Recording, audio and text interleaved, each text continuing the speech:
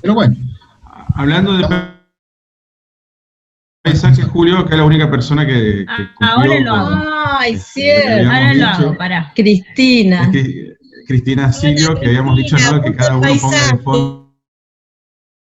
Bueno, pero digamos que el de Cristina no es el de...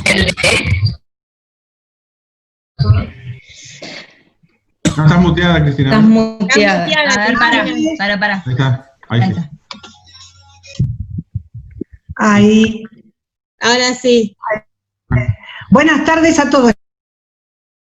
Chicos, ¿cómo están? Logré, sí, gracias al pedido de Nacho, digo, bueno, tenía esa foto cargada y queda. Logré subir al Vesubio en febrero de este año, chicos. Así que ahí una privilegiada por todo. ¿Qué te parece? El 29 de febrero volví, chicos. Qué bien. Así que te imaginas. Justito. Así que bueno, un abrazo a todos. Gracias. Hola, Julio, ¿cómo estás? Bien, gracias. Muy bien. Me alegra verte. Gracias. Me alegra verte. Bueno, buenas tardes a todos. Vamos a recordarles cómo vamos a desarrollar esta charla. Una vez que Julio comience a hablar, vamos a pedir que todos desactiven sus cámaras y micrófonos. Bueno, los micrófonos ya están desactivados. Finalice la presentación, ahí sí pueden prender nuevamente las cámaras y activar los micrófonos para realizar todas las preguntas que quisieran hacer. También las preguntas las pueden hacer mediante el chat y después al finalizar, bueno, Elsie Julio va a leer las preguntas. También vamos a pedir a todas las personas que quieran el certificado, por favor que pongan su nombre y apellido completo. Por ejemplo, tenemos el caso de un alumno, una Ana, a ver, David, bueno, Graciela sos Graciela, así que no pasa nada. Vamos rapidito, Marilyn, pongan por chat, entonces su nombre completo, para, bueno, así tomar asistencia y poder darles los certificados pertinentes. Y bueno, y por último, coméntenos también cómo están de temperatura y precipitaciones por sus respectivas localidades. Y bueno, comienza entonces este ciclo de conferencia. Evelyn, bueno, gracias Nacho. ¿Qué tal? Buenas tardes.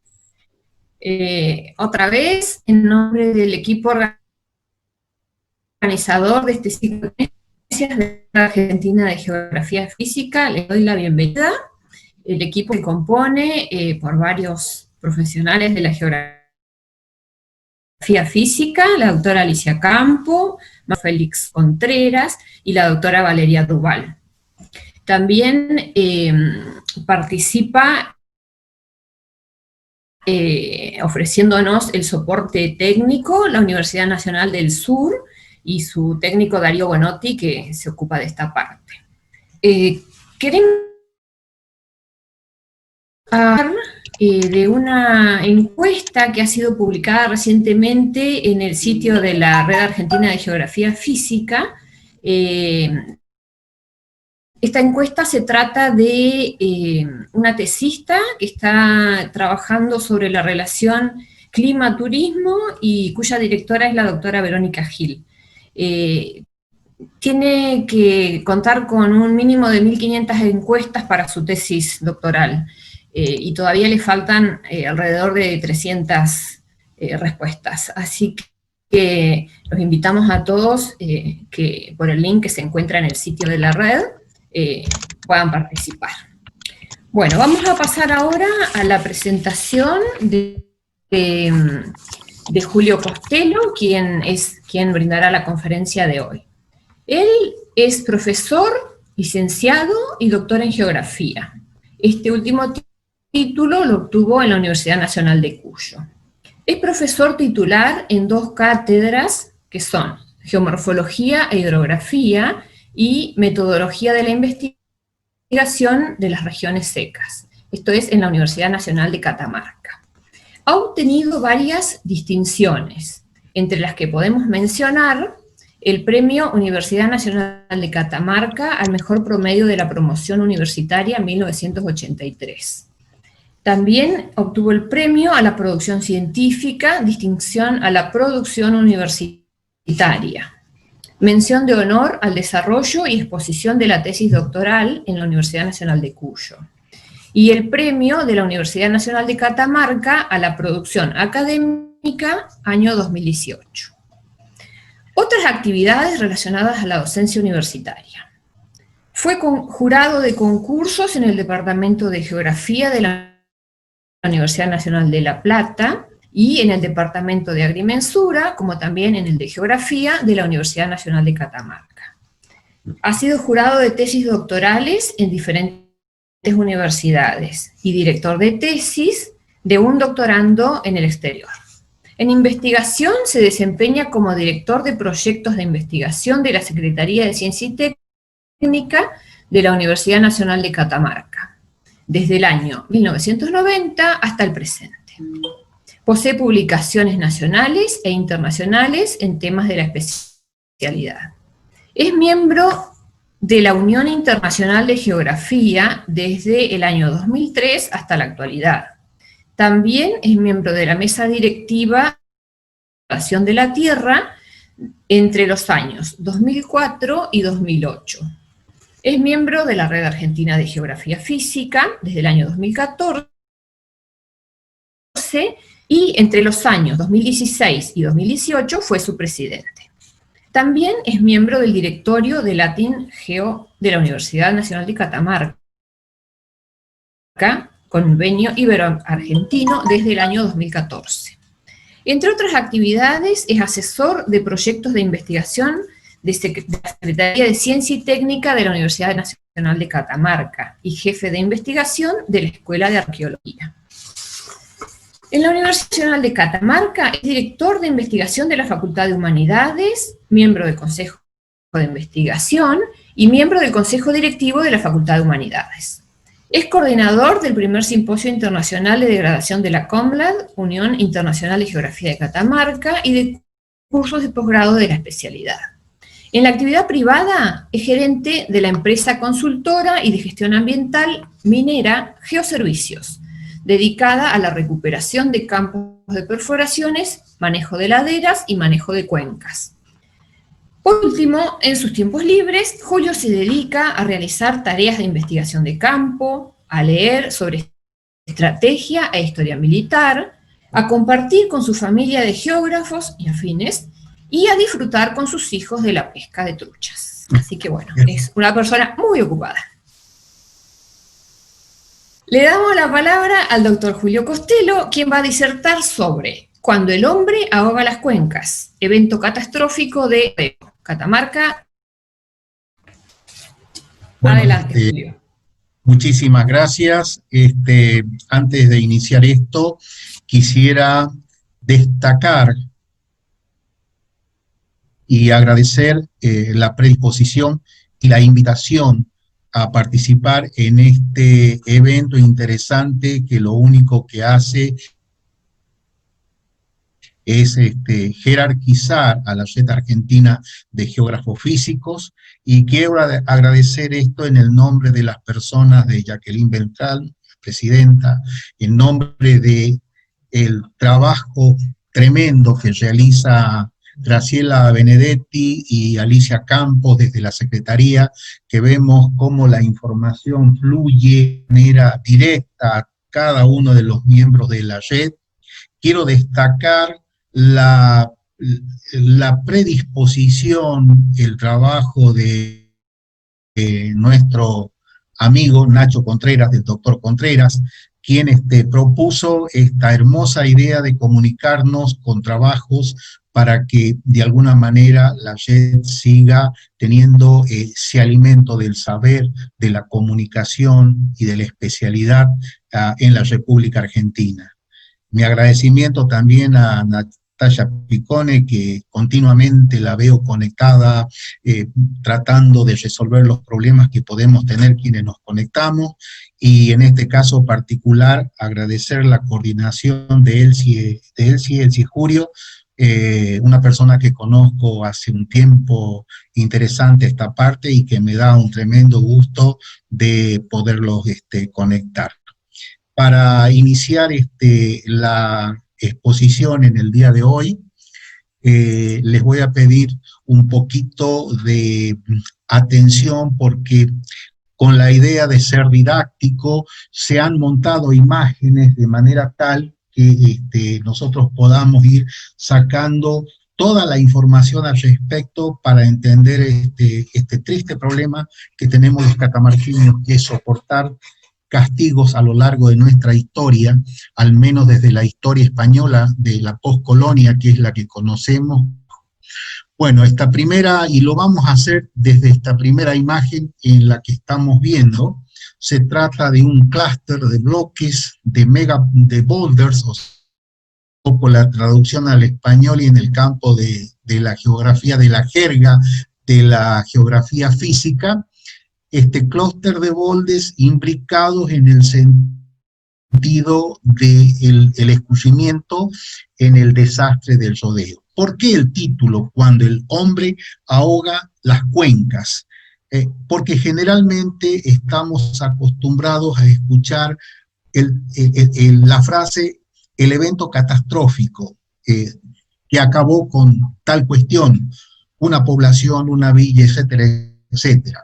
En realidad, llegar a cuando el hombre ahoga las cuencas como título surgió al final de todo un proceso, de un trabajo de terreno, de investigación, en fin, de la búsqueda de información para poder entender este problema que, como lo van a ver al final, es un tema bastante caro a los sentimientos de los catamarqueños. Volviendo al tema de la imagen que tenemos al frente, lo que tenemos acá es un depósito de rocas que evidencian dos etapas en su vida a lo largo del tiempo y del tramo de distancia en el cual se han manifestado y en el cual generan una serie de manifestaciones que permiten que estos bloques, que generalmente tienen diferentes tipos de forma, vayan teniendo esta forma redondeada a consecuencia del track pool. En estas rocas podemos observar un color más oscuro, que es el que estoy señalando acá, en este bloque, acá y acá, en este otro, que corresponden a estadios en los cuales estos cuerpos estuvieron detenidos en el cauce del río, que evolucionaron, entre comillas, por atrición, por erosión, in situ, en el lugar. En la historia aparece un movimiento, una precipitación, un volumen, un caudal muy grande de agua que hace de que estos medios moverse y pueden traccionar dentro del cauce del río. Esto significa que hay un periodo en el cual el bloque está estático y hay un periodo bien marcado que aparece en estas caras pulimentadas recientes, posterior al evento, que conforman el proceso de erosión ya por track pull o por rodamiento de los bloques a consecuencia de ese volumen de agua muy intenso que fue el que produjo esta manifestación. Esto nos indica que por un lado pueden existir corrientes o avenidas o crecidas normales que obedecen a una recurrencia de 3 o 4 años, pero el movimiento y la ubicación en este lugar obedecen a recurrencias, a volúmenes, a caudales muy grandes que corresponden a épocas históricas. Bien.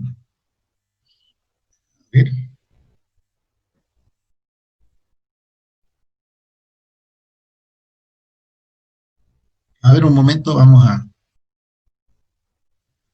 Catamarca una provincia asignada históricamente por las inundaciones. Bueno, lo que tenemos en este slide es parte del acta fundacional de la ciudad de Catamarca, que originalmente fue fundada dentro del valle, originalmente fue fundada en una de las márgenes del correspondiente al del Valle, que era anualmente atacada, o cada 2 años atacada por grandes inundaciones que ponían en peligro la ciudad. Por eso es que dentro del acta de Mendoza y Mate de Luna en el año 1683 aparece este párrafo. No se decidió por los lugares elegidos por los vallistas y seleccionó, dice, un lugar en la otra banda donde actualmente se encuentra la ciudad, actual asiento de la ciudad, por considerarse un paraje, dice, hermoso y resalto seguro de toda inundación. Le dio el nombre de ciudad de San Fernando del Valle de Catamarca el 22 de junio de ese año, donde elige a los cabildantes de la nueva ciudad. Esto es un indicativo interesante porque al momento de la colonia, la fundación de la ciudad de Catamarca tiene problemas a consecuencia de precisamente las inundaciones. Bueno, y vamos a hacer una especie de línea histórica de los hechos más sobresalientes de los cuales podemos conseguir información. El más antiguo que encontramos es un evento sucedido en la ciudad de Andalgalá en el año 1915, donde hubo 35 víctimas y el material acumulado se estima en la actualidad, después de hacer un trabajo de relevamiento de las imágenes, de aproximadamente 36.000 metros cúbicos en el lugar donde se encuentra ubicado un puente, que ya vamos a ver la imagen. Obviamente con daños a la propiedad privada y a la obra pública. Pero en el caso de Andalgalá, el paisaje de los grandes campos o bolsones de la provincia de Catamarca se caracteriza porque cada canal de descarga posee un área de depósitos aluviales a la manera de abanicos o conos o pseudoabanicos o pseudoconos que nos están indicando que las mecánicas han sido muy interesantes a lo largo de la historia geológica de estos paisajes y que de pronto cuando el hombre se asentó en algún lugar no tuvo en cuenta precisamente ese tipo de dinámica que en algún momento ya de la historia del hombre ubicado en el lugar se va a hacer presente y va a generar problemas como estos que estamos viendo acá. Esta fotografía corresponde precisamente a 1915. El puente de arco de medio punto que ustedes están viendo acá es el mismo que aparece acá. En este sector es donde más o menos ese volumen de material, 36.000 metros cúbicos de materiales acumulados, y vemos en la imagen inferior que corresponde precisamente hace unos meses atrás en la misma ciudad de Andalgalá, en el mismo lugar, perdón, cómo el puente y cómo el antiguo cauce se ha transformado en una vía de circulación. Han ingresado dentro de o mejor dicho, el hombre ingresó la trama urbana dentro de esas áreas activas y finalmente el cauce termina incorporándose al casco urbano o a las avenidas de circulación que tiene esta ciudad.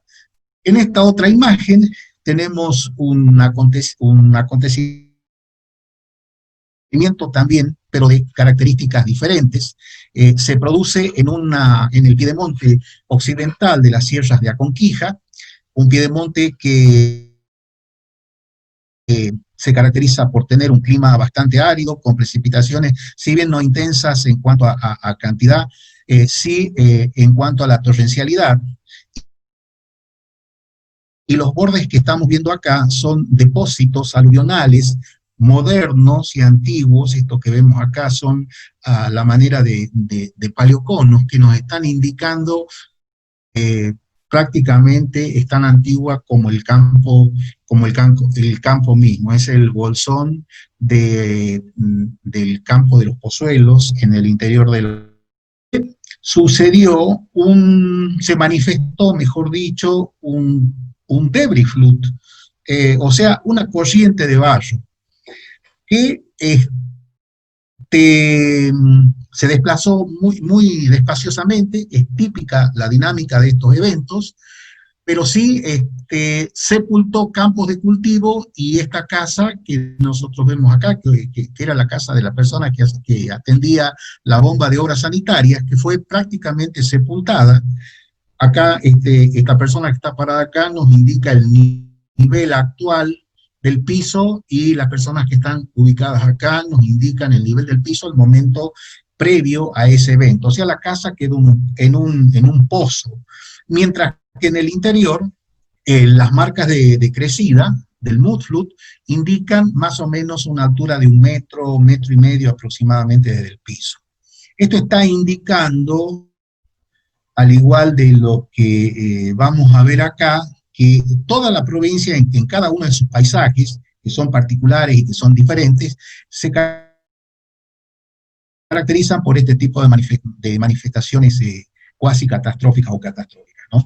El departamento de Capayán, en el año 1987, acá hubo 18 víctimas. Lo que estamos viendo es el resto de un ómnibus en el cual circulaban estas personas. El accidente o esta fatalidad se produce en esto que estamos viendo acá, que es la quebrada de la Cébila, por donde se traza una ruta que constituye una de las arterias económicas más importantes de la provincia de Catamarca, porque conecta el centro político de la provincia con el hinterland, con la tierra interior de la provincia, con el resto de las regiones, y es la única vía donde podemos realizar movimientos con cierta velocidad sin estar condicionados por los valles o las estructuras que son nuestro gran problema de comunicación. Acá hay detalles interesantes para ver en esta imagen. La ruta fue reconstruida, esta es una ruta nueva, lo que estamos viendo acá es una fotografía de hace 2 años atrás, pero indudablemente esto no es una crítica, sino más bien, no sabría qué decirlo, pero es una falla en la ingeniería, porque si bien acá nosotros tenemos un alcantarillado, de pronto acá tenemos un control de estructura que me genera un meandro con un área exterior erosiva muy intensa, que es la que termina destruyendo parte del camino. Esto sucedió a lo largo de toda la ruta, no es un lugar puntual. Y lo que estamos viendo atrás son vehículos de transporte que gracias en una zona, esto sucedió durante la noche, en una zona en la cual hasta ese momento no hubo problemas. El problema fue después cuando la ruta se empezó a desmoronar.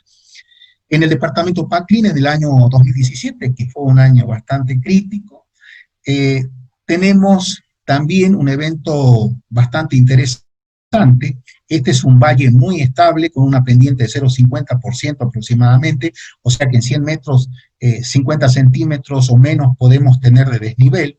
Esto hace de que las crecidas acá se comporten de una manera particular, porque no hay incisión vertical, no hay cut, no hay cortes que determinen un cauce profundo, sino más bien hay un equilibrio entre la erosión y la erosión, la carga y la descarga de materiales, por cuanto el río se mantiene estable con flujos laminares que generan en las grandes crecidas erosión de tipo lateral y no erosión de tipo vertical.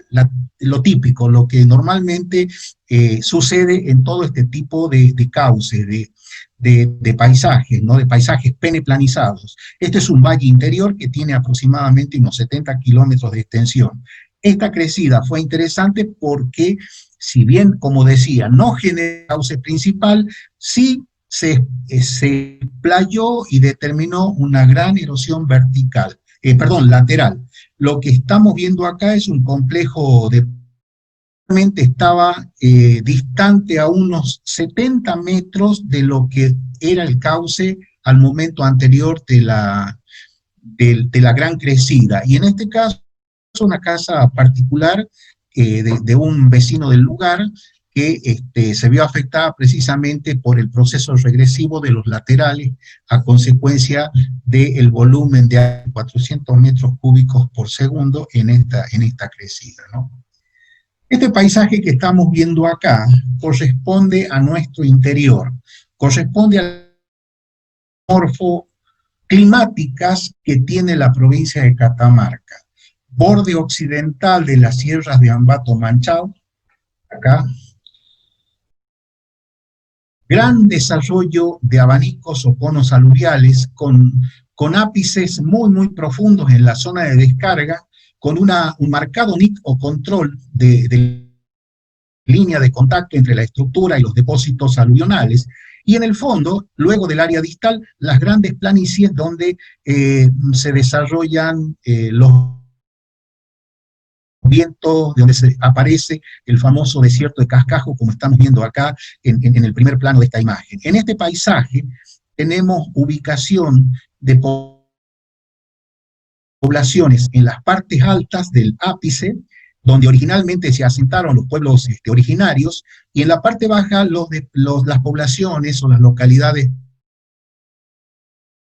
mucho más modernas. En este tipo de morfología o paisaje hemos tenido un evento también que lamentar bastante interesante desde el punto de vista técnico. Lo que estamos viendo en la imagen superior izquierda es un boulder, un edificio de más de 17 toneladas. Hay una persona acá que la hemos fotografiado dentro del contexto para mostrarla como escala. En la parte superior del boulder aún quedan restos de material aluvional que se conformó en una especie de mousse que en muchos de los casos estos boulders, por la densidad precisamente de ese tipo de carga, flotaron y se desplazaron sobre ella grandes distancias. Se trata de un campo de edificios, de un campo de grandes bloques rodados que se detuvieron en el lugar, obviamente en el momento en que la carga desapareció, la carga perdió su capacidad de fuerza. Esta fotografía es bastante interesante, no por el hecho de que la casa haya terminado como tenía que terminar, sino que nos muestra cómo el hombre está avanzando sobre áreas que no entiende como áreas de inundaciones y las considera áreas seguras. Si vemos un bosque que está indicando un tiempo muy largo, sin problemas de crecida, y obviamente la casa totalmente destruida. ¿Qué sucede en estos casos?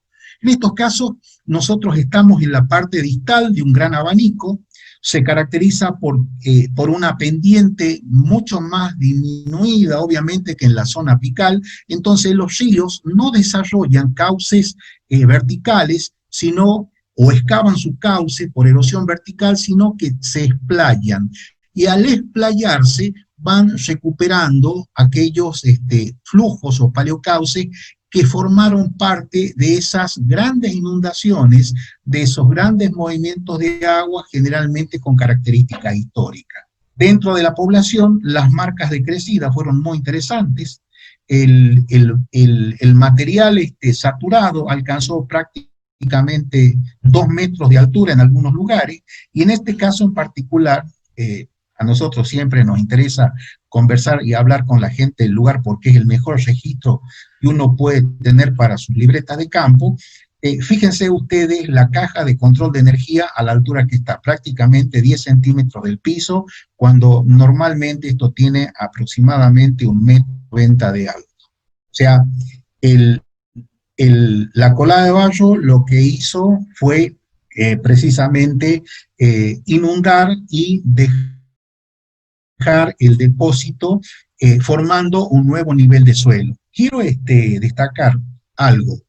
Este evento catastrófico donde hay una sola víctima, una persona que estaba, que no tenía movilidad propia y estaba viviendo sola, y fue la única víctima que hubo, se produjo el 23 de enero a la misma hora que el evento del rodeo.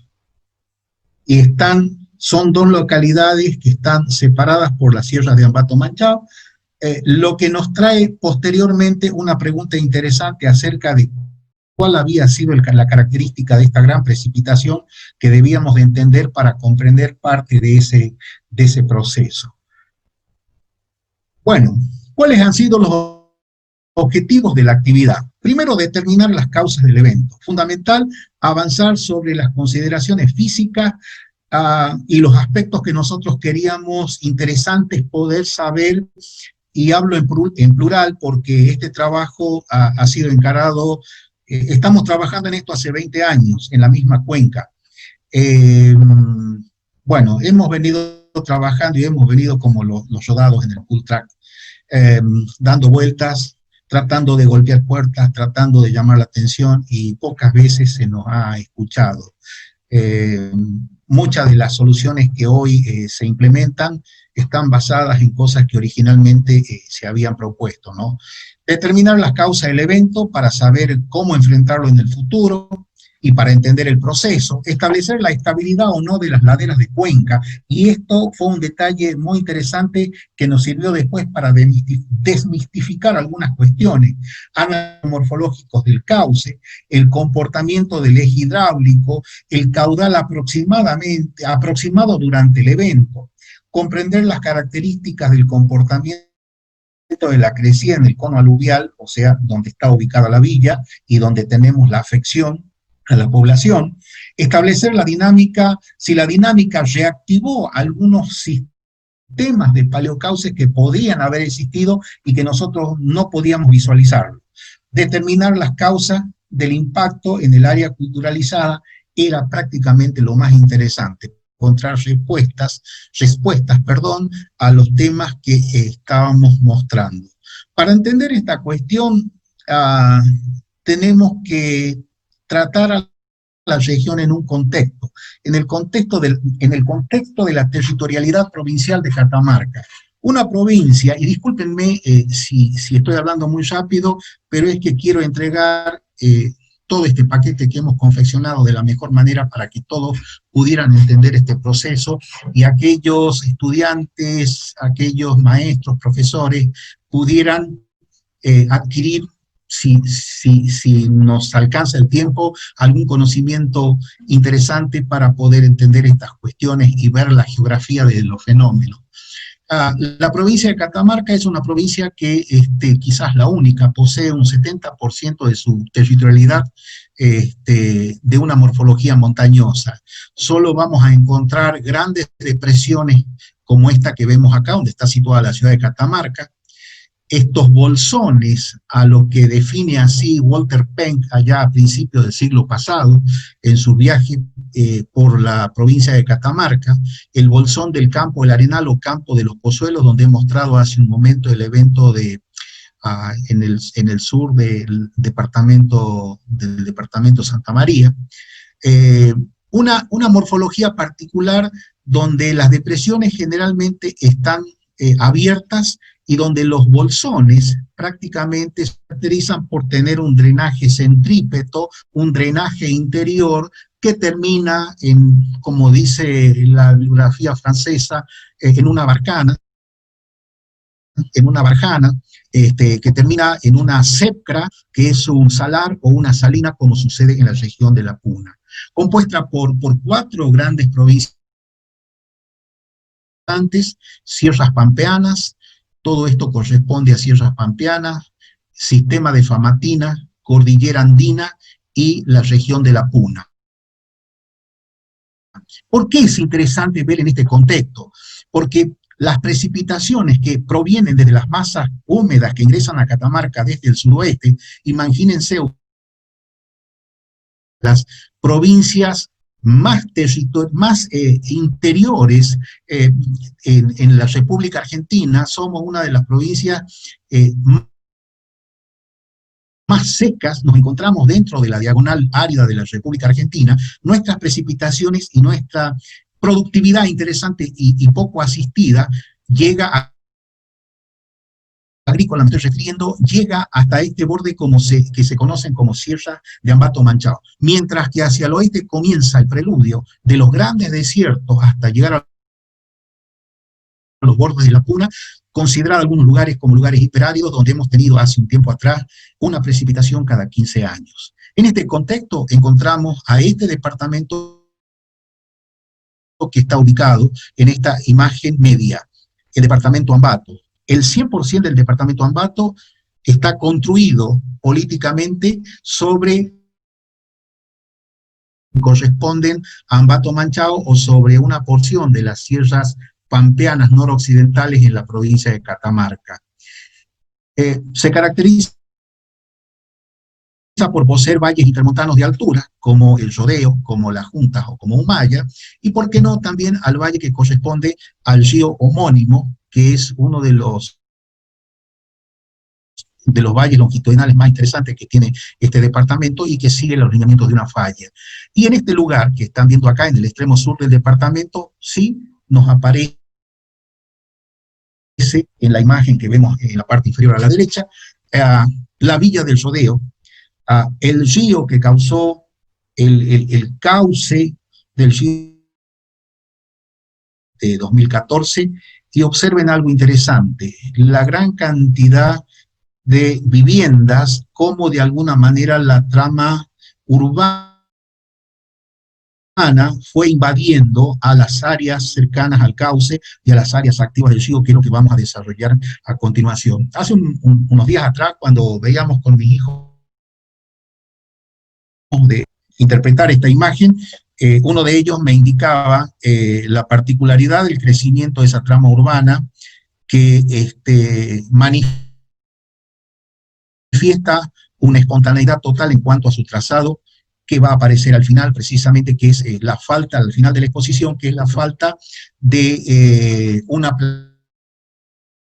planificación organizada acerca del uso del suelo y de la organización espacial en el lugar. Bueno, ¿qué pasó o cuáles han sido los movimientos que los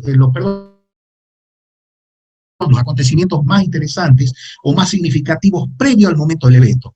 A las 14 horas, la temperatura en el Valle de Catamarca alcanza los 40 grados. Esta anomalía se registra ese día prácticamente en casi toda la provincia de Catamarca. A las 18 horas comienza a precipitar en las sierras de Ambato Manchao por sobre de los 5. Eso es 4.330 metros, la cota más alta que tienen estas sierras. Eso explicaría más tarde por qué a partir del parteaguas nosotros tenemos dos efectos interesantes en cuanto a esta dinámica. La precipitación se produce por encima precisamente del parteaguas de Ambato Manchao, entonces la divisoria actúa como tal. Entre las 16 y las 20 horas ingresan y acampan en el camping municipal aproximadamente unas 80 personas, entre niños y personas mayores, ¿no? A las 23 horas de ese día se iniciaba un festival folclórico con la presencia de un cantante a nivel nacional, Abel Pintos, que se estima que había 6.000 personas en condiciones de ingresar a ese evento. A las 21 horas se genera una intensa lluvia en el Valle del Rodeo. Entre las 22 y las 20, perdón, y 21:30 horas, un comedor que se encuentra cercano al cauce recibe un grupo de 120 personas. 120 personas expuestas a un módulo de entre 550 y 600 metros cúbicos por segundo. Ya vamos a ver la relación entre el espacio y el tiempo en el transcurso de la exposición.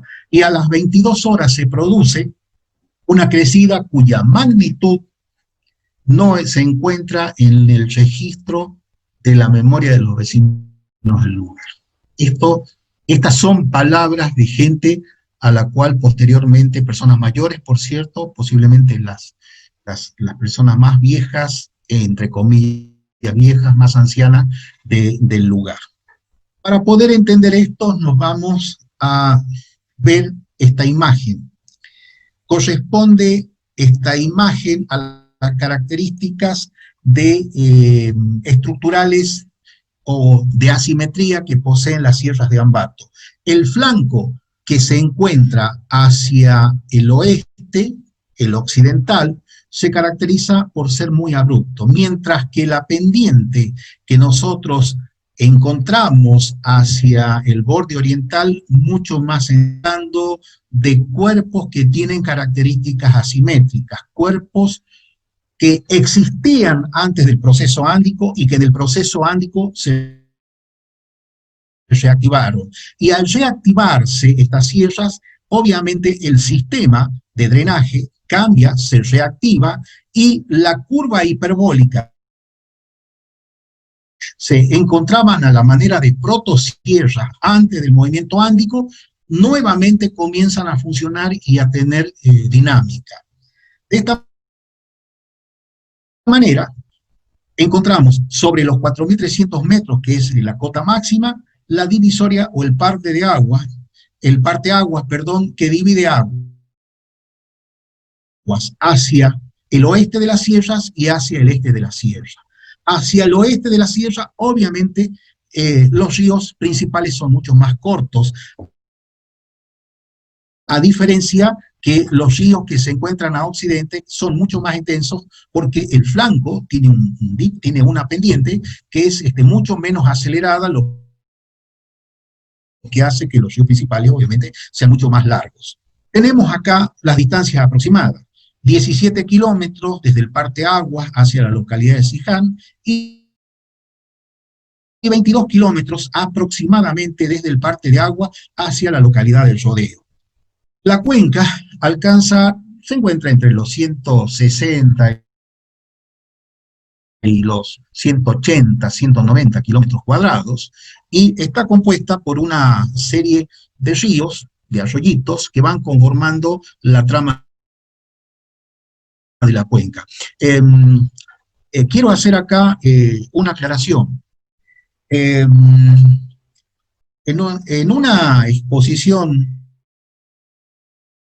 que escuché hace un tiempo atrás, se manifestó de que existían procesos de desplazamientos dentro de la cuenca.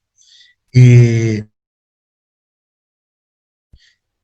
ninguna parte de la cuenca, la hemos recorrido prácticamente a todo y tenemos las imágenes, aparte de las imágenes Google, tenemos imágenes de un vuelo realizado en helicóptero, no se observaron procesos gravitacionales que hayan obturado algunos de los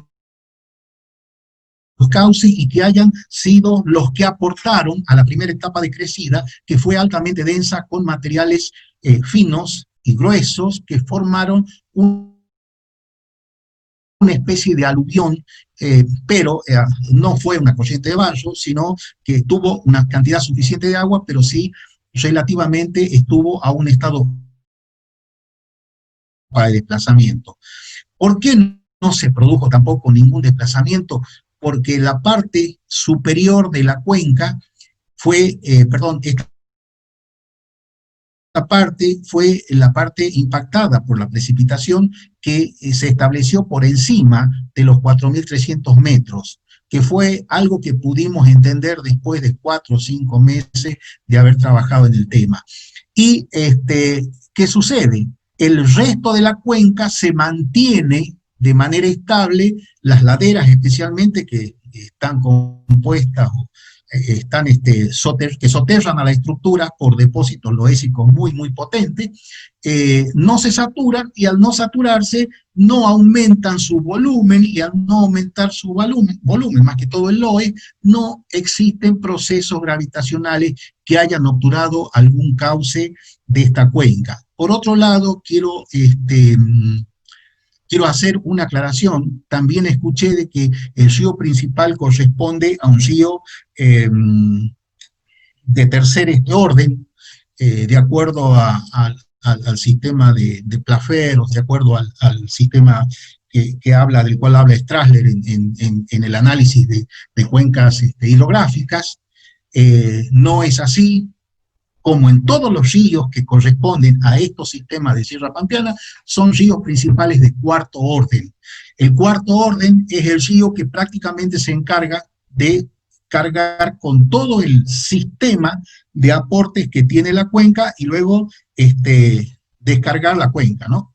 Bueno, acá tenemos otra parte de la investigación, que es mostrarles a ustedes esquemas de un modelo de cómo evoluciona el abanico del rodeo. El abanico del rodeo, como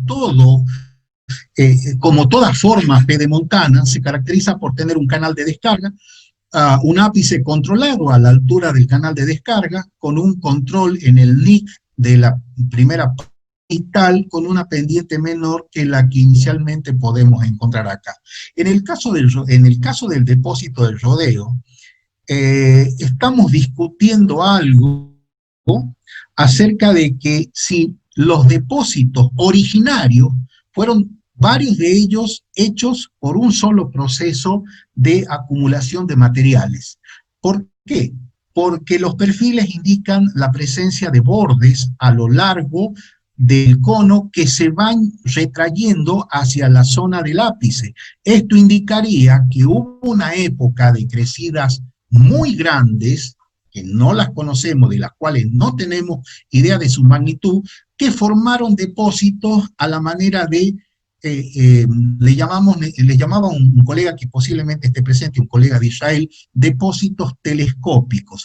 Y sobre esos depósitos tenemos depósitos modernos como los que estamos viendo acá. Estos depósitos modernos, sí, corresponden a las crisis, o mejor dicho, a los aportes de las precipitaciones. En la actualidad, esta sería más o menos la forma, pero me interesa que tomen atención en esto. Encontramos un río o cauce principal que divide más o menos de manera simétrica a la forma, a este pseudo abanico, a este abanico. Y encontramos algo interesante que será necesario verlo acá para después poderlo ver en la imagen, un cauce de alivio o un paleocauce. Estos dos elementos, digamos, son las manifestaciones hidromorfológicas más interesantes que nosotros encontramos en este valle. Lo que vemos acá es precisamente parte del abanico que se inician en la zona apical y que toman diferentes ángulos y bordes del depósito. Todos indican, ¿sí?, más o menos la misma pendiente, entre el 3 al 2,5%, una pendiente bastante interesante y más en parte, pero también uno de ellos, el perfil A, el más extenso quizás, nos determina la presencia de niveles de depósito. Este podría haber sido un depósito y este un segundo depósito sobreimpuesto al primero, lo que estaría dándonos idea esto de la disposición telescópica de depósitos sobre este paisaje, más los depósitos modernos. Todos culminan en la depresión máxima ubicada en B y los otros en los arroyos que conducen agua desde los bordes laterales hacia el cauce principal. Bueno, no teníamos ni tenemos en la actualidad, pudimos contar con mucha información acerca de las precipitaciones. Esto corresponde a un periodo entre 1989 y 1991. Eso indica de la falta de criterio que tienen los organismos públicos, puesto de que manejar los registros de agua, los registros pluviométricos es fundamental, y a medida que pasa el tiempo el recurso es constante y no tenemos una temporalidad que nos indique y que nos pueda orientar mejor acerca de las características de las precipitaciones, que es a lo que a nosotros nos interesa entender. Con una media de aproximadamente 550, dicen algunos especialistas, yo calculo entre 550 a 600 milímetros anuales, observamos que la mayoría de las precipitaciones en el primer periodo de esta línea se encuentran entre los 600 milímetros aproximadamente, luego algunas depresiones y posteriormente hay una que alcanza los 1000 milímetros en el año 1999, donde se produce una crecida que alcanza aproximadamente los 300 metros cúbicos. Esto es un buen dato porque nos permite tener relación con los eventos que nosotros anteriormente habíamos estado trabajando y habíamos estado analizando.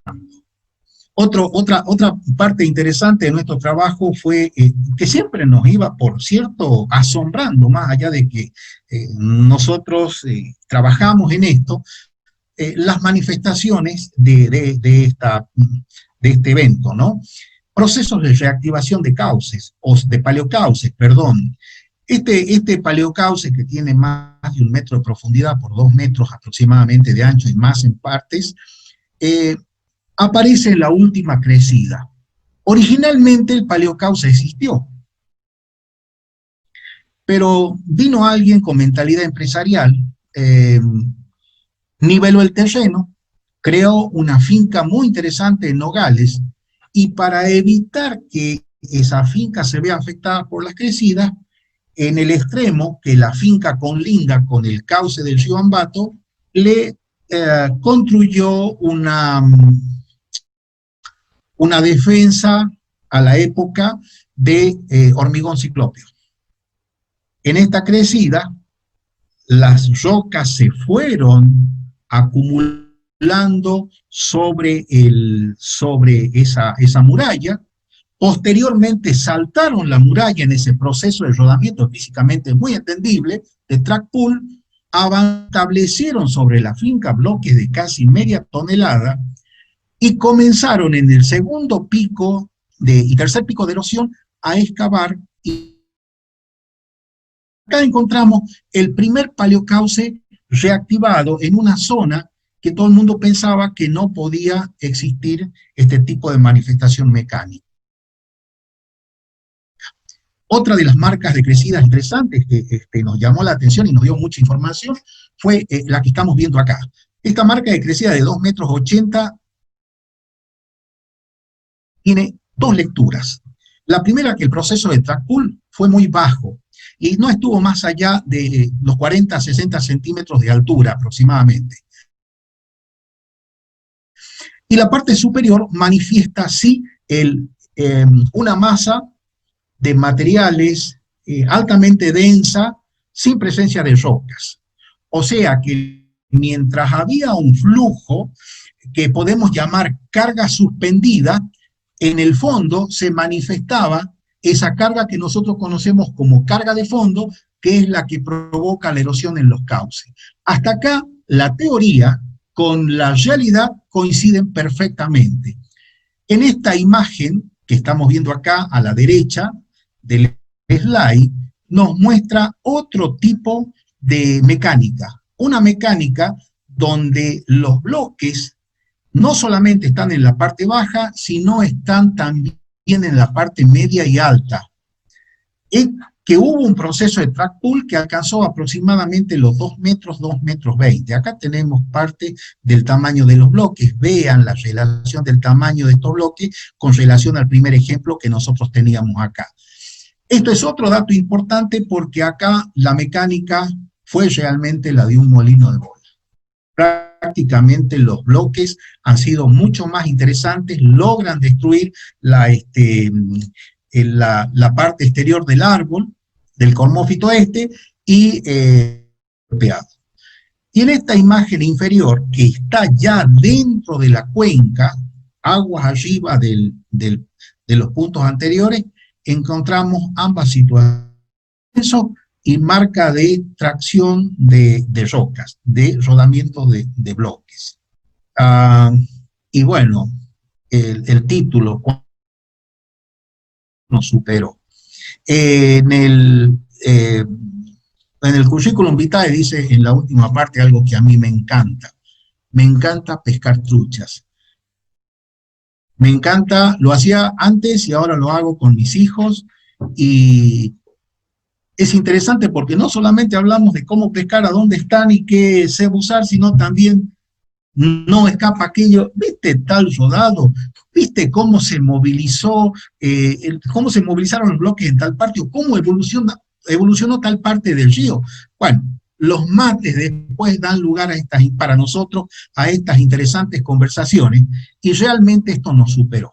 ver un cauce al que nosotros asistimos normalmente por nuestros gustos y por nuestras ganas de estar en esta naturaleza hermosa, verlo como estaba acá nos causó mucha sorpresa y cada vez más interesantes incógnitas.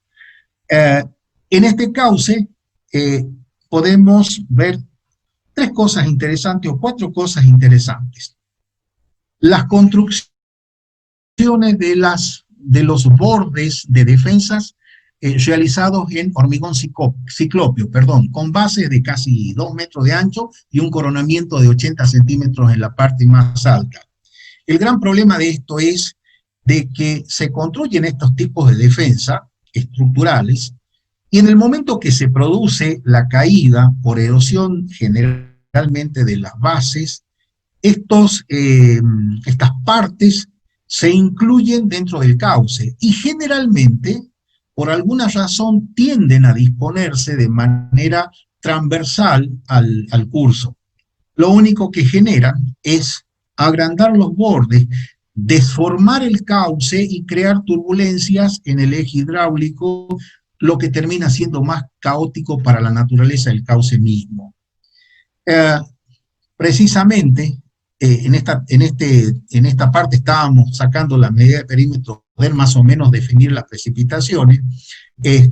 Seguimos viendo la evolución del cauce y muchas de las rocas que tenemos acá la vemos en la calle principal del rodeo, donde vemos un ejército de tanques de guerra, les llamo yo, de boulders, de rodados, de bloques que superan las 2 a 4 toneladas aproximadamente. Estas rocas están ubicadas frente al comedor en el cual al momento de la crecida había 120 personas. Otra imagen de cómo queda el cauce principal totalmente cubierto, la ruta totalmente sepultada en el sector apical de este depósito. Las tareas de medición, por 2 razones o por 3 razones. Un bloque de más de 14 toneladas, con eje A y B superior a 1,80 m, superior a 1,80 m, ubicado en una de las terrazas próximas al cauce. O sea, tenemos acá el cauce principal, aproximadamente 2,50 m por debajo de la altura a la cual se encuentra este bloque, en la proximidad de uno de los sectores más afectados.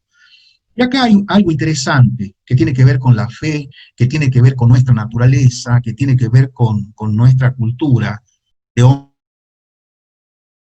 de montañas, de hombres de los valles, una imagen de un santo que colocó a alguna persona como un ruego para que al otro día esta tormenta no siga haciendo destrozos. Acá es particular porque se junta nuestra especialidad desde lo técnico, pero también está representado un sentimiento del cual yo soy partícipe y de una cosmovisión de la que somos partícipes muchos de quienes, o la mayoría de quienes vivimos acá. Por algo tenemos una imagen, aquí la denominamos Virgen de los Valles o Virgen del Valle. Yendo más allá, encontramos esto: el cauce principal activado por esta crecida, cauces secundarios, o más bien paleocauces, también reactivados. ¿Y qué aparece a nuestra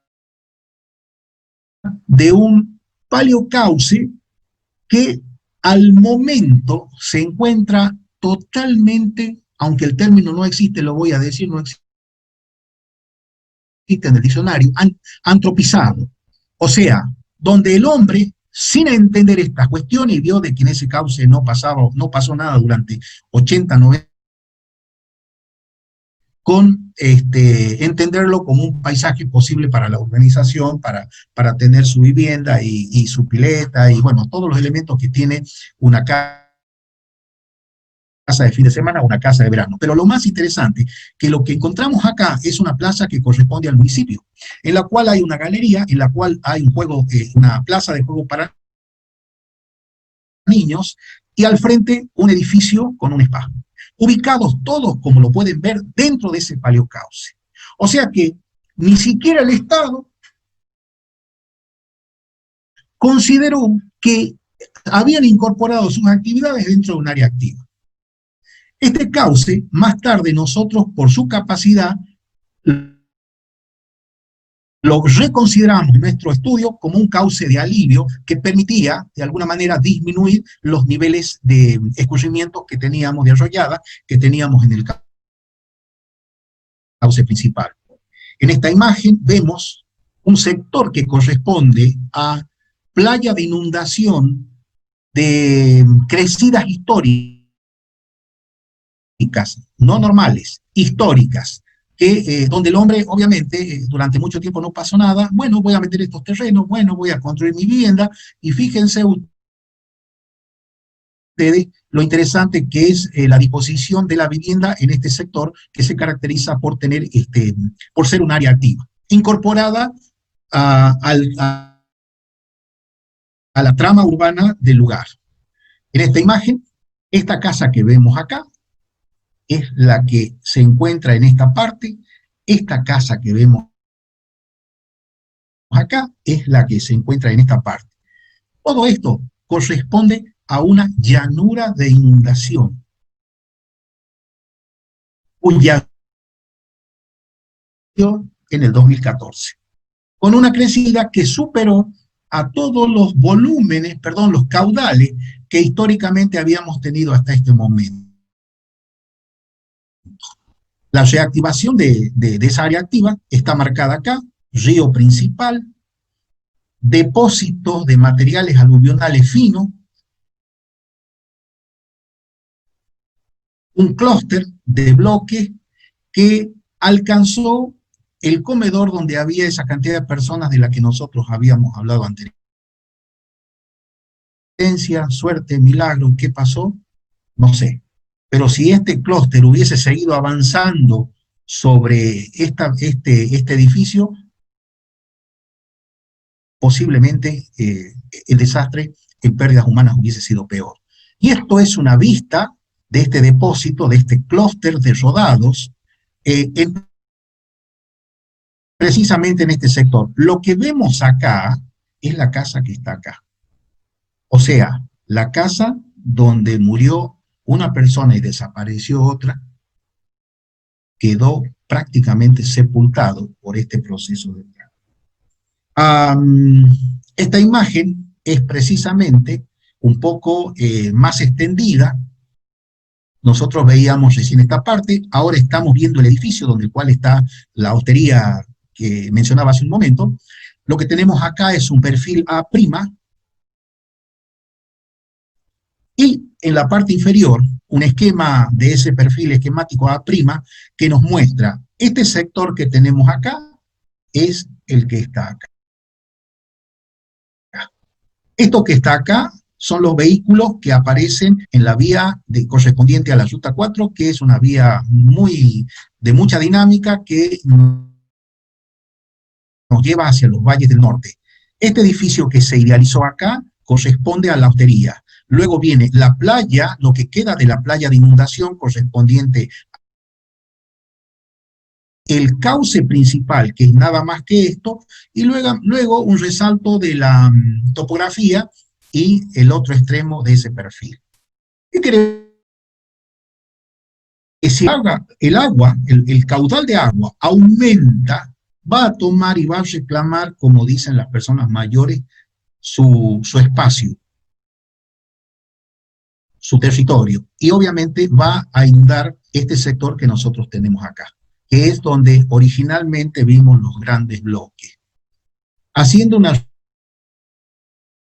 por ejemplo, del año 1999, tenemos el camping municipal, caídas de defensa, los asadores totalmente destruidos. Esto,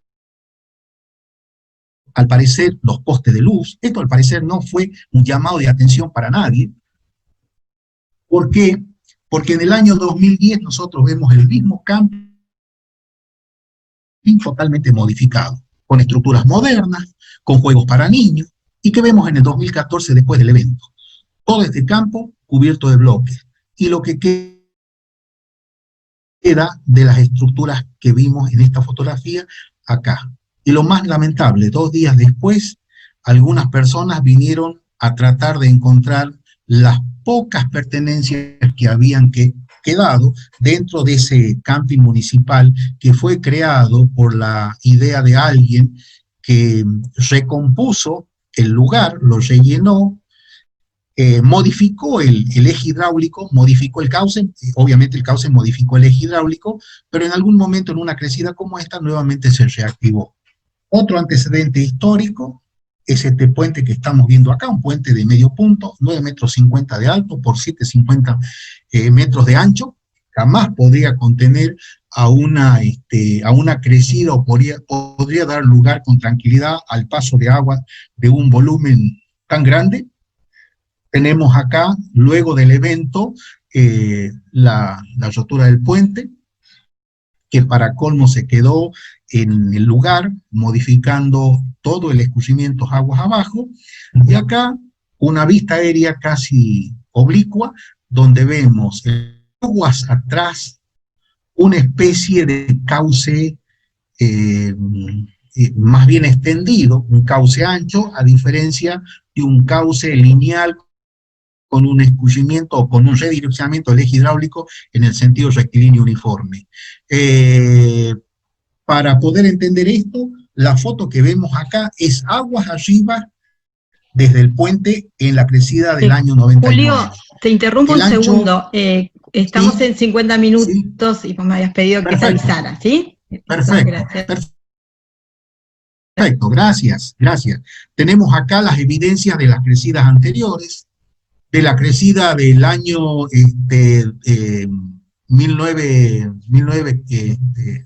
2014, bloques, esta construcción que está ubicada prácticamente sobre un cuarto del cauce, lo que indica acerca de cómo piensa el hombre en cuanto a esto del res nullius o del res personal, la cosa personal o la cosa de nadie, y cómo tratar de adueñarse de espacios que realmente no le corresponden a él. Imágenes de lo que fue el desastre en el centro de la localidad. Esto es algo para mí bastante interesante. Nunca pude pensar que un vehículo sufriera los mismos efectos de un rodado en ese proceso de rodamiento. Lo que estamos viendo acá es un Peugeot, uno de los modelos más chicos, y lo que vemos acá es la rueda del auto. O sea, prácticamente incorporado al paisaje de rocas del cauce. Una idealización del pico de crecida, que es lo que estimamos que pasó. El primer pico es un pico altamente denso, muy cercano al estado 2, al pico 2, donde se produce la mayor erosión, y el estadio 3, mucho más alejado del estadio 2, es un estadio en el cual nosotros ya no tenemos procesos de erosión vertical, sino que tenemos acumulación. El esquema de los cauces, un diámetro hidráulico para 300 metros cúbicos, a lo que estaba preparado el cauce, las abulsiones, 550, 600 metros cúbicos. Acá están los 3 cauces perfectamente definidos. Un cauce en el cual tenemos abulsiones para los 600 metros cúbicos con la afección de los bordes laterales. Luego para 300 metros cúbicos donde todavía ese volumen se puede contener, y un canal de descarga que podría haber descargado hasta 150 metros cúbicos. Si nosotros lográbamos descargar 150 metros cúbicos en el cauce de alivio, obviamente los niveles terminarían siendo mucho más bajos y menos destructivos en el cauce principal.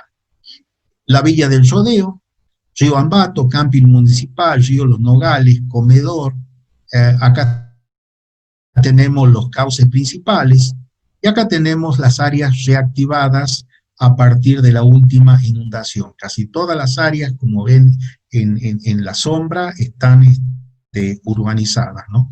Consideraciones finales. Se comprobó la ausencia de procesos gravitacionales en laderas de la cuenca, o sea, nada que ver, no pasaba lo que decían los diarios. Se determinó que el evento constituyó una crecida de flujo líquido con ausencia dinámica de remoción en masa, al contrario de lo indicado por la prensa. Eso desmitificó muchas cuestiones. Se establece que el caudal aproximado es el que ya hemos hablado, y no concurrente o no correspondiente a recurrencias normales. Se comprobó que el eje hidráulico y el cauce fue modificado por el hombre. Se determinó que las áreas activas correspondientes a la playa de inundación y paleocauce se fueron incorporando al plan urbano. Se estableció la existencia de un cauce de alivio que había sido obstruido. Se constató que no existen normativas referentes al uso del suelo, la construcción de la vivienda, la edificación pública. Se pudo determinar que no hubo manifestaciones previas al evento de pico de crecida que toma a la localidad de sorpresa. Y lo más terrible de todo y lo más duro para los catamarqueños es que el evento produce 11 víctimas fatales y un desaparecido de acuerdo a la información oficial. La noticia infausta nos muestra esto a nivel Catamarca, a nivel país, diferentes expresiones. Una cuestión que hasta la actualidad sigue pendiente en los estrados judiciales. Causas que aún se continúan tratando de determinar las responsabilidades por este terrible evento.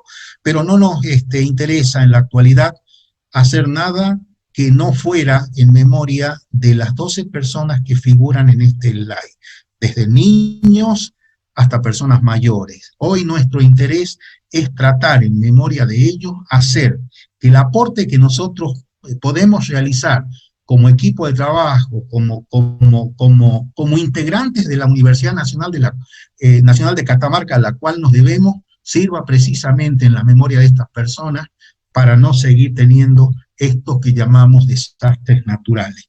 Muchísimas gracias a todos. Mi agradecimiento al equipo de trabajo que me acompaña en este desafío de tratar de hacer geografía física y colocarla, esta parte de la geografía, una ciencia tan interesante, en el lugar que realmente merece estar.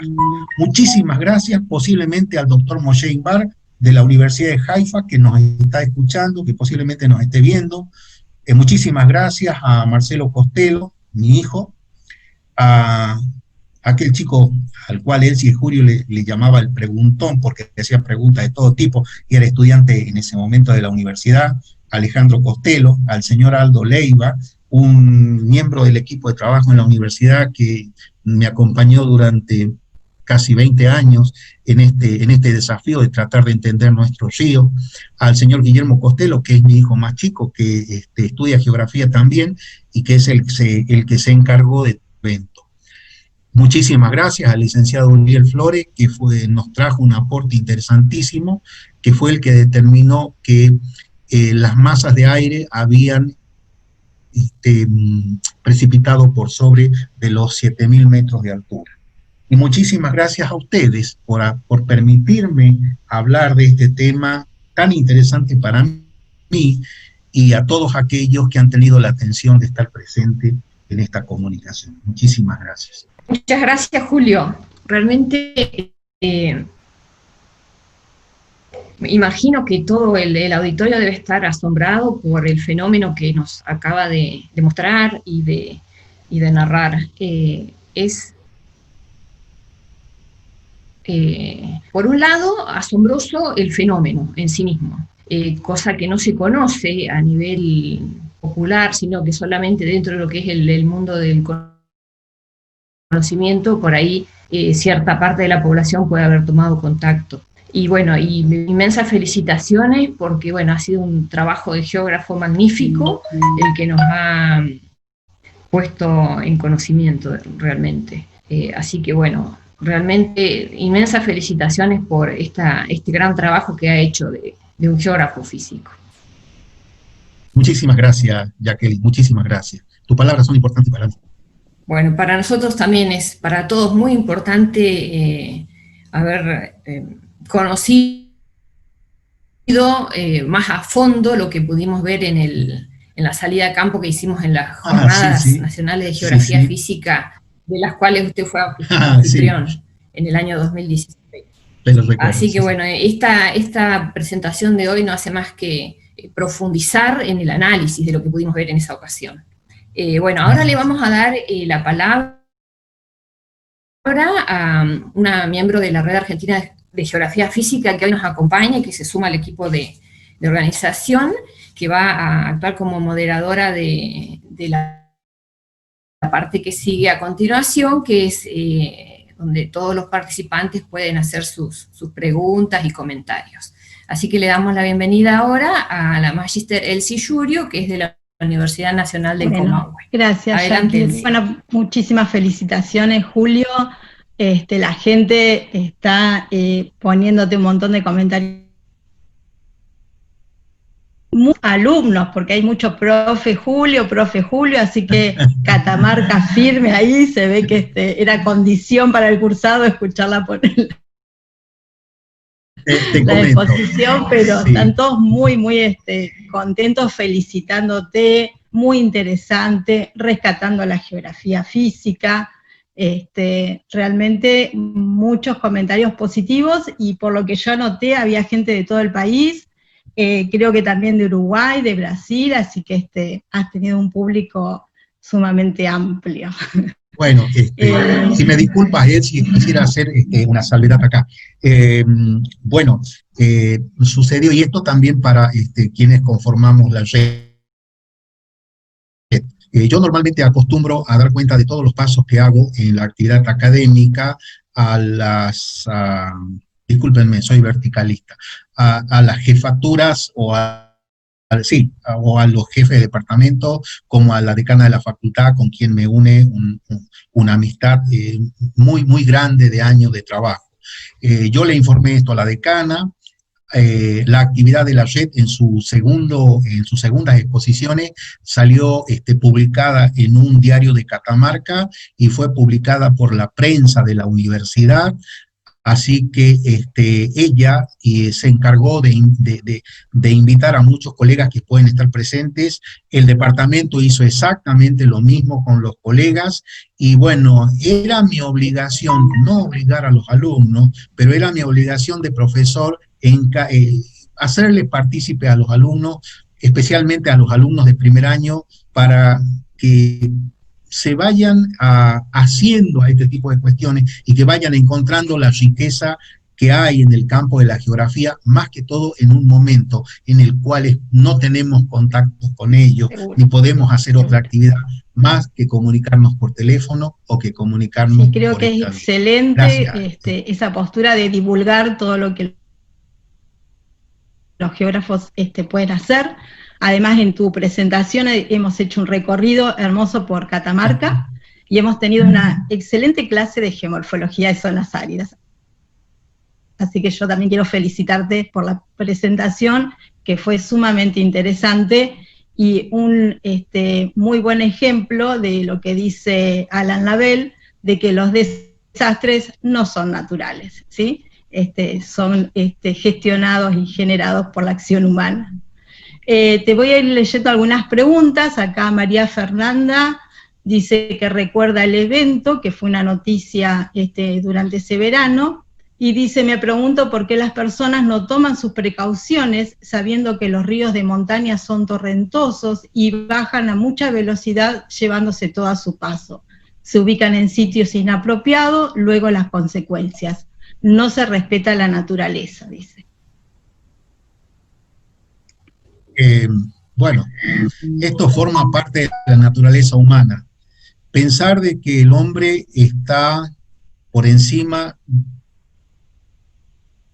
de la naturaleza misma, sin darse cuenta que ella forma parte de una naturaleza y que es el producto, no diría más interesante, pero un producto interesante dentro del proceso de la evolución de las especies sobre la superficie de la Tierra. Otro problema que tiene el hombre es una memoria muy frágil. Otro problema que tiene el hombre ya organizado, Homo sapiens, sí, obvio, es no hacer un registro de aquellas cuestiones que son interesantes, al menos en la actualidad. Cuando nosotros estudiamos los egipcios, hace 5.000 años, tenían marcas decrecidas para determinar los periodos húmedos y secos en el Nilo. Nosotros, como han visto en la explicación, tenemos un lapso de no más de 20 años de precipitaciones climáticas, de precipitaciones pluviales registradas. La pregunta es para el poder político, esto sin ánimo de crítica, la pregunta es para el poder político, ¿qué valor tiene el recurso naturaleza? ¿Qué valor tiene el recurso agua? Bueno, son preguntas que en ese tema no las puedo responder. Y no quiero hablar de la estupidez humana porque me estaría castigando yo mismo. Pero muchas de estas cosas obedecen precisamente como a otras, a los tantos desaciertos que tenemos por no pensar. Si me permites, he visto una comunicación. Quiero agradecer la presencia del doctor Silvio Rodríguez, que es miembro de la Unión Internacional de Geografía, que vi que apareció en un momento. Y quisiera invitarlo también a formar parte de la red argentina de geógrafo físico. Él precisamente hace esta especialidad y aparte de ser un gran profesional, tiene algo muy valorable para mí, una excelente persona que está presente en esta comunicación. Si está Gracias. presente, lo invitamos a que se presente. Cristina Silio te dice, excelente presentación, muy didáctica. Dice, pregunta, esto surge de un comentario al principio de la charla. A partir de tus investigaciones y tu experiencia como hombre de montaña, ¿considerás que los conceptos de abanico aluvial y cono de deyección pueden considerarse como sinónimos? No, para nada. El abanico aluvial generalmente tiene tal característica, por eso los clásicos lo denominan así. Generalmente son de bordes muy amplios, tienen la parte final un plano convexa, tienen una red de drenaje muy bien distribuida, a diferencia de estos son los conos aluviales, a diferencia de los abanicos, a diferencia de los conos son mucho más reducidos, tienen un sistema de drenaje más bien subparalelo y se caracterizan por tener un escaso orden en la distribución de los materiales que los conforman. Son más bien caóticos. En cambio, los abanicos son mucho más intensos, las pendientes se van regulando suavemente y al final de todo sí tenemos depósitos finos muy bien ordenados, no torrenciales ni catastróficos como en el caso de los conos aluviales. Los abanicos entonces son amplios, son mucho más ordenados a diferencia de los conos, aunque el campo nos da la experiencia de poder encontrar pseudoformas de montana, pseudos abanicos. Tienen características de abanico, pero tienen pendientes de cono. O sea que no siempre la teoría está hablando sobre esas formaciones que yo denomino mutantes, que son intermedias entre una y otra, y que en las zonas secas, en las zonas áridas, se ven muy comunes. No sé si he respondido a la totalidad de la pregunta. Bueno, Cristina se señala que sí. Marta Chávez dice que excelente trabajo y que le trajo 2013 en Huinganco y que muchas veces ha visto cómo los ríos suelen retomar su cauce natural. También hay un comentario de Laura Rizewski. Hay un trabajo muy interesante de Barbeito de evaluación de peligrosidad de base geomorfológica. Y si mal no recuerdo, hay una evaluación preliminar anterior a este evento, creo que es del 2000. Lo conozco a Barbeito, no sé si... tenemos comunicación, hemos tenido comunicación, inclusive durante el viaje de campo que hicimos en Catamarca, coincidimos totalmente en muchas cuestiones con él. Sí, sí, sí. El trabajo de Barbeito fue de rodeo. Fue uno de los elementos uno de los estudios que se consideró para, bueno, ver luego cuál podría ser la solución. Nosotros desde la universidad aportamos también un informe técnico muy, muy completo con una carta hidrogeomorfológica determinando las áreas a peligrosidad y más, hicimos un informe que tenía que ver con el tema del shock postraumático producido posterior al evento. Yo estuve a cargo precisamente de esa comisión, de la parte técnica y del ordenamiento del plan de trabajo. Se trabajó de manera muy criteriosa y los resultados están obviamente en manos de las autoridades públicas del lugar. Sí, sí. Pero en el caso de Barbeito, del colega cordobés, sí, coincidimos en muchas cosas. Bien, después, bueno, siguen las felicitaciones, excelente trabajo de presentación. Mariela Bianchi comenta que es distinto que vivimos en la llanura, supongo que comparando la diversidad de paisajes que tenemos dentro del país.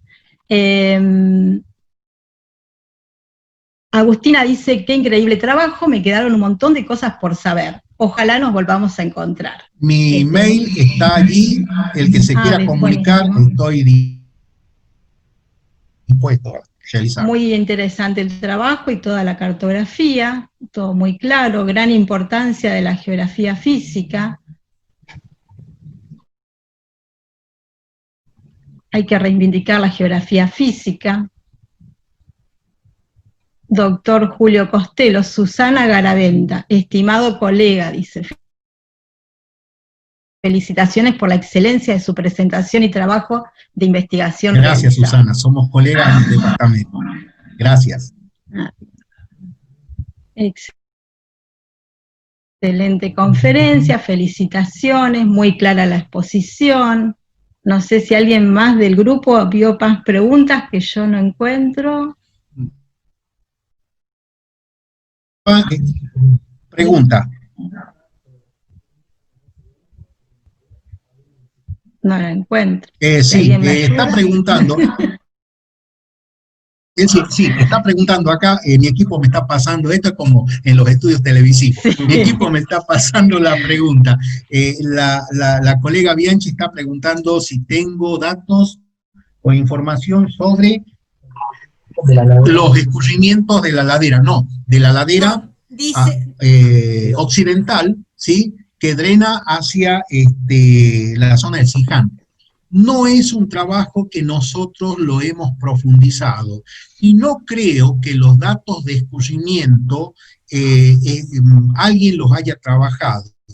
Nosotros lo que hicimos fue un relevamiento de medidas, o sea, una evaluación de los valores de cauce, profundidad, bloques, posterior al evento. Pero no hemos tomado medida en el canal de descarga donde sí han quedado marcas de crecida que nos podrían dar idea aproximada, digo, del caudal que escurrió en ese momento en esta parte de la provincia. Acá tenemos que ver una cosa, podemos tener un caudal en el canal de descarga donde generalmente la escorrentía se da sobre piso geológico sin carga de sedimentos. Y otra muy diferente cuando este escurrimiento ingresa a la zona del piedemonte, en las zonas apicales, donde los materiales cambian totalmente. Entonces acá lo que tenemos es infiltración, porque son terrenos que siempre están en estrés hídrico, llueve muy poco en la región, hay una gran infiltración y parte de ese caudal de agua se incorpora a la masa, lo satura y se produce el desplazamiento. Un desplazamiento que es mucho menos lento y que tiene mucho menos velocidad, pero los valores no los tenemos, colega. Bien. Carlos Hernández pregunta si desde el municipio del Rodeo se consideró y tomó en cuenta el paleocauce para descomprimir pensando en un próximo evento. Carlitos, ¿cómo estás? Hola, Julio. Buenas tardes. Buenas tardes, bueno, gracias, de igual manera para ti. Bueno, precisamente toda la información la tiene la municipalidad y la tiene la provincia. Bueno, se han realizado hacia la actualidad algunas mejoras. Se ha limpiado el cauce, esto hace 5 días atrás, es información muy nueva. Yo iba a colocar el slide, pero viendo el tiempo y la cantidad de imágenes, sería muy extenso y explicarlo también. Y se ha colocado un sistema de alarma, algo que nosotros lo habíamos pedido hace 20 años atrás.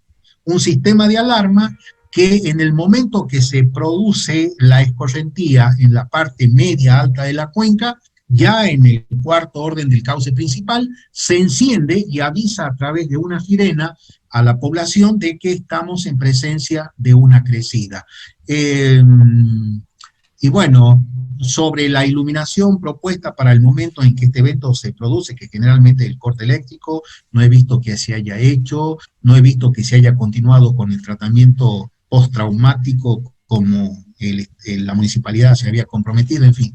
Esto cuando entra a ese campo se pierde en una nebulosa que es difícil entenderla y bueno, no podemos hacer más este tipo de cuestiones. Muchas gracias, profe. Similares preguntas sobre el tema planificación y la acción de la municipalidad.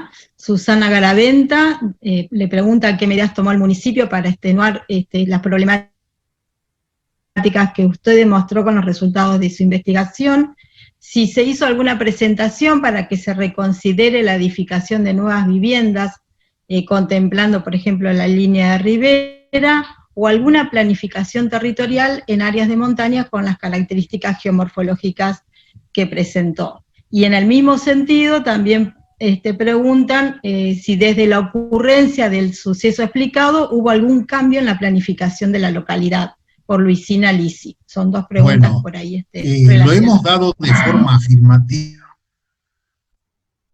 durante la exposición. No existieron, ni existe al momento, una planificación de ordenamiento territorial. A pesar de que se presentó un informe donde se indicaban cuáles eran los lugares potencialmente vulnerables por crecidas. En cuanto a los paleocauces,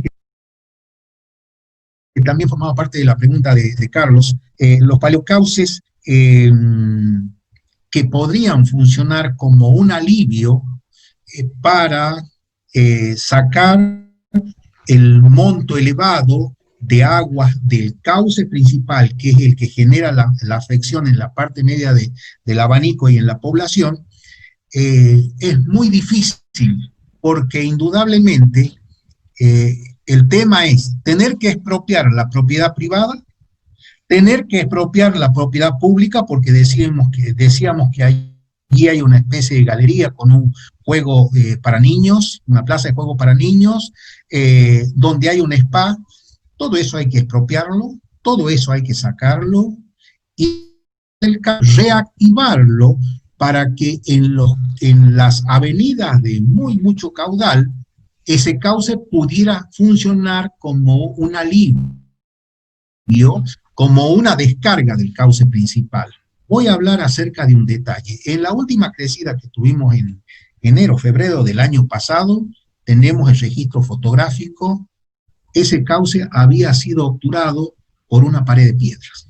Eso indica acerca de cómo pensamos y qué actitud tenemos, no solamente desde lo personal, sino la actitud que tiene el Estado provincial en esto de generar disposiciones, como por ejemplo establecer la línea de Rivera, que no se ha establecido nunca y que no está establecida aún. Como esto de tratar de ver qué terrenos pueden entrar dentro de la venta, dentro de el negocio inmobiliario, y no que lo inmobiliario sea un negocio descarnado del cual el Estado provincial tiene que hacerse cargo en el futuro, porque hay que limpiar, porque hay que lamentar víctimas, porque hay que soportar juicios, etcétera, etcétera. O sea, muchos de estos trabajos no son tenidos en cuenta. En una oportunidad, conversando de manera privada con un político, le dije, nuestros trabajos nos dan la impresión de repicar en una campana de madera, que por más que la repiquemos, los políticos nunca la van a entender ni la van a escuchar. Esto nos sucede a común. Quisiera responderle a Susana con estas investigaciones que se hace. Estimada Susana, usted forma parte de un equipo de trabajo de mi universidad, de mi claustro académico. La pregunta es, ¿cuánto de sus trabajos o de los trabajos aplicados en la sociedad? De los muchos trabajos que hay interesantes. Desde, por ejemplo, aquel trabajo que recuerdo que es la implementación en el plano urbano de un arbolado en una ciudad, en una provincia que soporta temperaturas tan altas. Siempre he tenido esa impresión, incluido los trabajos muy interesantes de colegas.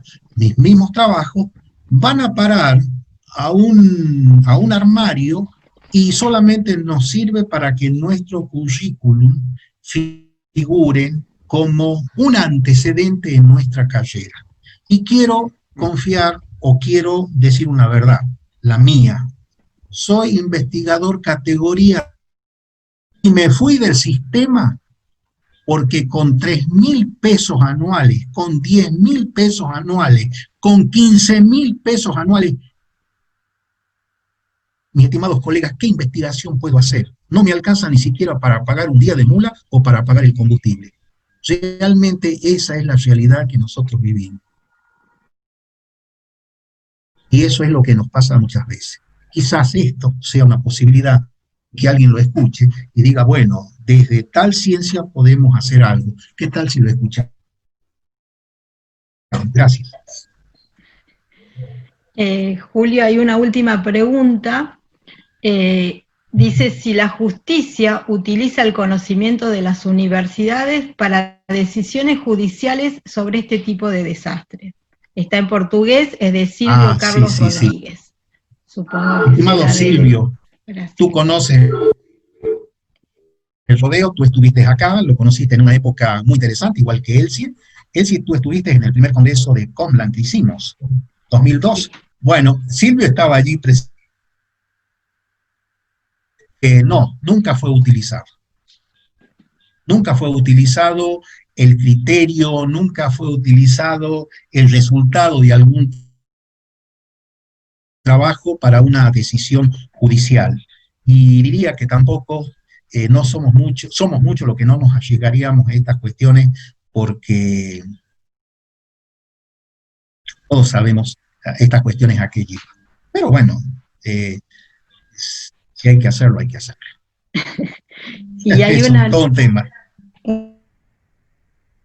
Una nueva pregunta de Federico Isla, dice que en la ciudad de Córdoba se canalizaron las crecidas en la cañada, si eso se podría llegar a implementar en Catamarca. Bueno, precisamente la organización urbana de Córdoba fue muy interesante, porque en el caso de la cañada, lo que hicieron fue precisamente cauces existentes, que nunca llevan agua solamente en época de precipitaciones, de torrencialidades. Si nosotros hiciéramos lo mismo en el canal de descarga del cual hicimos mención, indudablemente nos sentiríamos bastante, valga el término, aliviados, porque, como decía, un caudal importante estaría fugando por esa descarga. Ese canal que hoy está convertido en un área urbana y que en el futuro posiblemente será una calle, como tantos canales, ¿no? Pero sí, claro, canalizar los paleocauces es una solución porque los paleocauces indican de que se tratan de áreas activas que obviamente dentro de ese paisaje, de esa morfología, en algún momento van a llevar agua. Bien. Bueno, siguen las felicitaciones, excelente exposición. No sé el resto del grupo si me salté alguna de las preguntas, son muchísimos los comentarios, así que me ayudan o puede tal vez activar el micrófono. Creo que están bien, me parece que fueron casi todas las preguntas, no sé si alguien quiere, que queda ahí del público, hacerla personalmente, y le vamos agradeciendo al doctor Costello por la excelente exposición. Se pueden desmutear, si ustedes quieren pueden hacer la última pregunta en forma personal. Sí, yo quería preguntarle a Julio sobre la antigüedad que tiene la localidad. Aproximadamente desde qué año comenzó a desarrollarse la urbanización ahí, y el tema de la propiedad de la tierra. En el origen eran tierras fiscales, eran de propiedad privada. ¿Quién autorizó la construcción en esos sitios? ¿Cómo fue el origen de la localidad? Bueno, interesante pregunta. La localidad del Rodeo originalmente se denominaba Niquizao. Niquizao en nuestro idioma original significa pueblo entre las nubes. Ese pueblo entre las nubes estaba compuesto por los pueblos originarios, de los cuales aún quedan restos de sus viviendas y su actividad agrícola en ladera. Posteriormente, con la llegada del español, obviamente las tierras pasaron a pertenecer, el res communis dejó de, el res nullius dejó de ser tal, y se inició la etapa del dominio de quien común, de quien tiene la propiedad, y fueron los primeros apellidos españoles que se establecen en el lugar, con fincas y generalmente con extensiones muy grandes para la cría de ganado.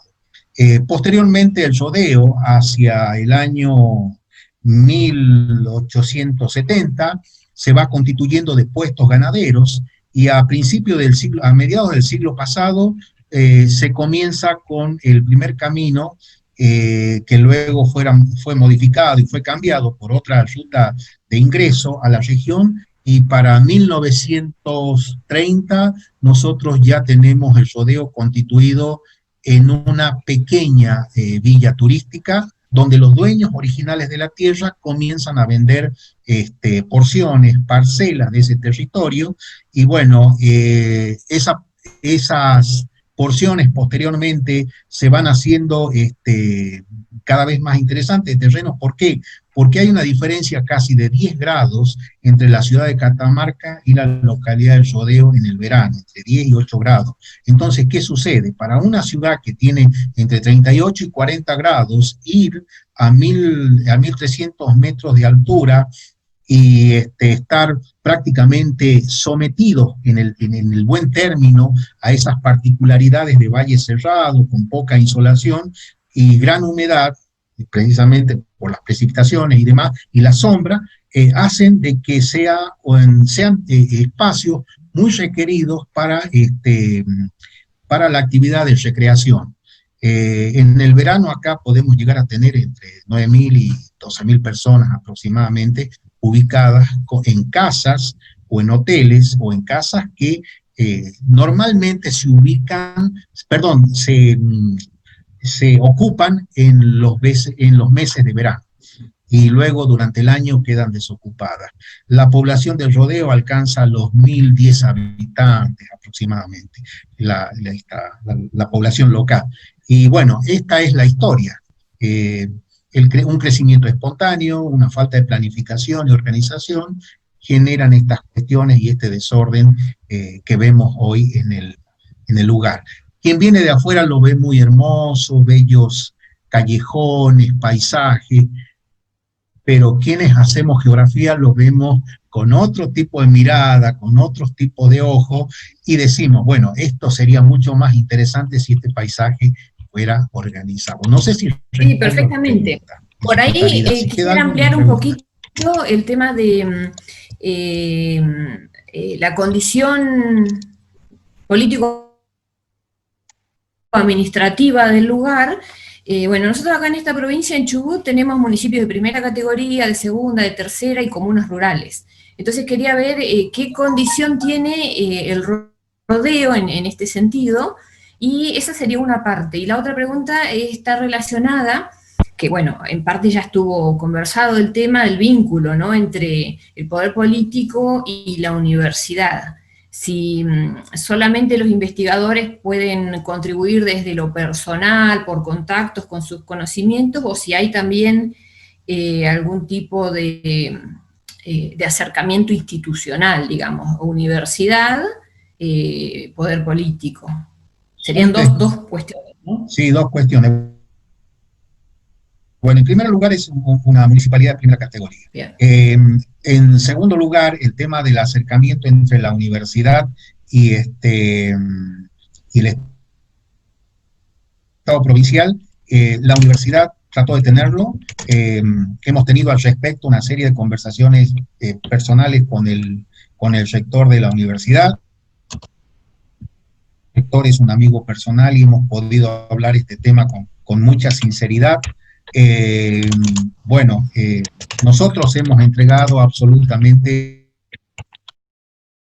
todos los trabajos y los resultados que hemos tenido, y bueno, no hemos visto que muchas de esas cosas hayan sido consideradas, y tampoco nosotros no hemos sido consultados. Más de eso no puedo decir, porque no conozco cuáles serían otras cuestiones que podrían existir entre la universidad y la provincia, que de alguna manera pueden tener dos colores políticos diferentes, aunque en mentes inteligentes esto no interesa. Lo interesante es poder construir juntos. A mí personalmente nunca me llamaron para dar una opinión al respecto. Nunca se contrataron profesionales locales, que los tenemos muy, muy buenos. Siempre se contrataron profesionales externos, pagados. Sí, el tema de las consultoras. Nuestros profesionales, creo que uno fue contratado, pero hay un equipo de gente que es muy capaz. Nosotros hicimos en el lugar ver la naturaleza y característica de los depósitos y saber cómo se habrían comportado otros procesos anteriores. Hicimos, como lo manifesté, un estudio hidrogeomorfológico para ver cuáles son las áreas vulnerables. Hicimos un estudio del comportamiento de la población para determinar el shock postraumático del evento, y al respecto no hemos visto continuidad de esas cuestiones. Entonces, la provincia y el Estado, en una palabra, el que dirige sus acciones de acuerdo a sus especialistas, sus técnicos. Bien, bueno, muchas gracias, Julio. Por mí, nada más por ahora. Gracias. Gracias, Jacqueline. Bueno.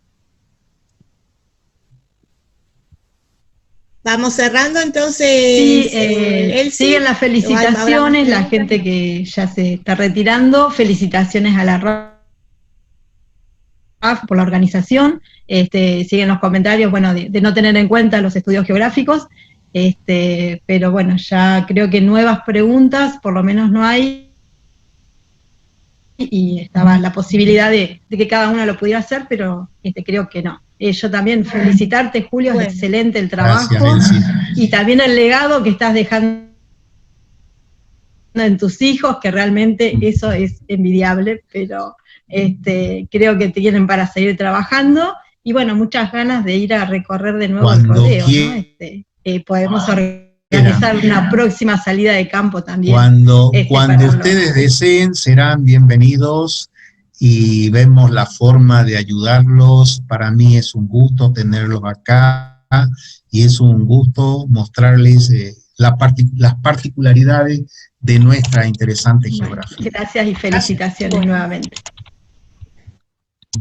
Bueno, buenas noches entonces a todos y nos esperamos el próximo jueves. Bueno, Julio, mientras la gente se va yendo, lo felicito porque realmente muy interesante. Bueno, se nota también en el comentario de la gente, ¿no? Y aparte, también acá se nota también con todos sus hijos, porque ni siquiera es uno solo, son todos y realmente es muy interesante, ¿no? Había uno de los comentarios que decía, ¿no?, que diferentes somos en la llanura, y realmente uno que no está acostumbrado a tener pendientes ni rocas ni nada por el estilo dando vueltas por ahí,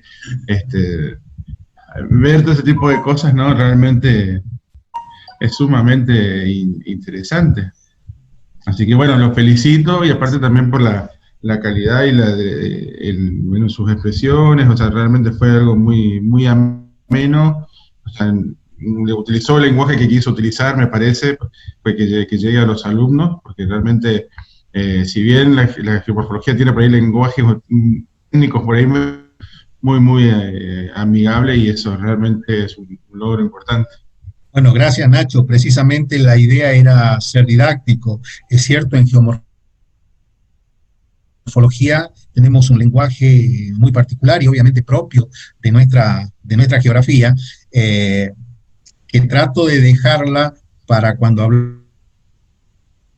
hablamos con los técnicos, con los geógrafos, pero que bueno, a veces hay que modificar y recurrir a otras formas para poder expresarlo